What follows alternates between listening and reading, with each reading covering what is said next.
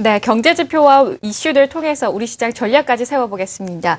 BS 투자증권 리서치센터 홍순표 부장 전화 연결이 돼 있습니다. 안녕하세요.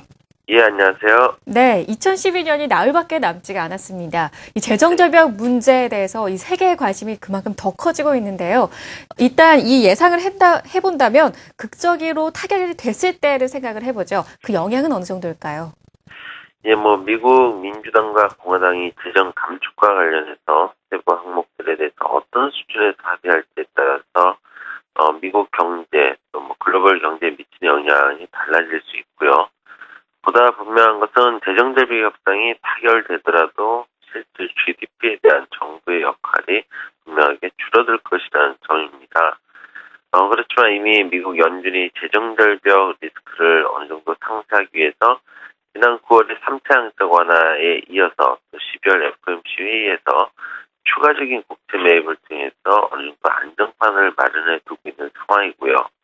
연준의 이와 같은 그 양적 완화 확대 목적 중에 하나는 정부 지출 축소에 따른 시중 유동성 감소 가능성을 최소화하는 것일 수 있다는 점에서 재정절벽 협상이 만약 오는 31일을 넘기지 않는다면 증시 입장에서는 실보다 득이 더 많을 것으로 볼 수 있습니다. 그리고 미국 재정절벽 협상 타결은 정책과 관련된 불확실성 해소를 통해서 주식 등 위험자산에 대한 선호도를 좀 더 높여줄 수 있는 계기가 될 것으로 예상이 되고요.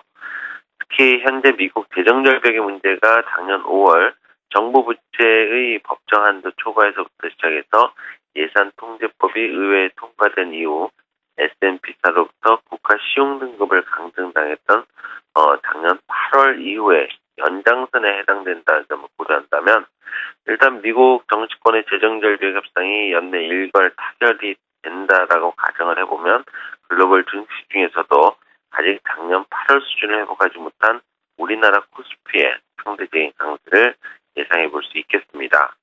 다만 미국 재정절벽 협상이 연내 타결이 될 경우에 글로벌 증시는 안도랠리를 연출할 것으로 기대가 되지만 안도랠리 역시 한계점을 가질 수 있다는 점도 충분히 염두에 둬야 될 것으로 판단이 됩니다. 미국 경제가 재정절벽 리스크를 피할 수는 있겠지만 정부 지출 축소에 따른 미국 경제 성장세에 대한 컨센서스의 조정 과정이 나타날 수 있고 또 글로벌 증시는 안도랠리 이후에 미국 경제의 컨센서스의 조정 과정을 수렴하게 되는 시간을 가질 것으로 보입니다. 네, 그렇다면 재정절벽 문제가 올해 타결되지 못할 경우도 예상을 해봐야 할 것 같은데요. 어떻게 보시나요? 예, 미국 민주당과 공화당이 재정절벽 협상의 연내 타결을 도모할 가능성보다는 현재로서는 정책 시행을 연기한 이후에 내년 1, 4분기 중에 향후 재정 건전성 확보를 위한 장기 방안을 재수립할 가능성이 더 높아지고 있는 상황입니다. 미국 민주당과 공화당이 재정절벽 협상을 한시적으로 합의에 그칠 경우에는 글로벌 증시는 다시 재정절벽과 관련된 여러 가지 불확실성에 노출되어 있음을 인식하게 될 것으로 보이는데요.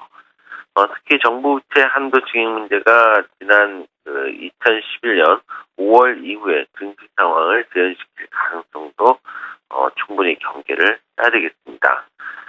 미국의 정부 부채는 노령 인구 증가에 따른 사회 부담이라든지 의료 지출 등 의무적인 지출 증가로 인해서 지난 2008년에 1조 달러를 넘어서게 되었고요.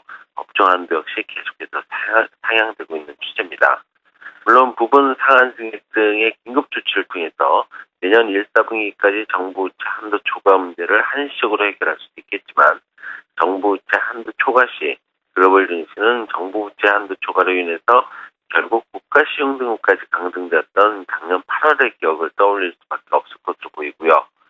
이와 함께 국제 신용평가사들의 미국을 포함한 주요국들의 시용 등급 강등 공세까지 가중이 된다면 미국의 재정 감축에서 비롯되는 우려감이 확대 재생산되면서 글로벌 증시의 하락 가능성을 보다 높일 것으로 보입니다. 올해 11월에 피치도 미국 의회 특별위원회가 재정적자 감축 방안 합의에 실패했다고 선언함에 따라 미국의 국가 시용 등급을 부정적으로 낮춘 바가 있고요. 또 무디스 역시 내년부터 2022년까지 미국의 국가 시용 등급을 부정적으로 자동 감축 규모가 1조 2천억 달러가 축소가 된다면은 미국의 국가 신용등급을 강등할 것임을 경고한 바가 있습니다. 더욱이 무디스를 비롯한 국제 신용평가사들의 미국에 대한 국가 신용등급 공세로 최근 소강 국면에 진입한 유럽 재정위기에 대한 우려감마저 막대 재생산될 수 있고 그 중심에는 경제 성장과 재정적으로 취약한 스페인과 이탈리아가 위치하게 될 가능성도 경계를 해야 되겠습니다. 네, 이 재정절벽 문제 시나리오별로 전망을 해봤습니다. BS투자증권 리서치센터 홍순표 부장과 함께했습니다. 말씀 고맙습니다. 예, 감사합니다.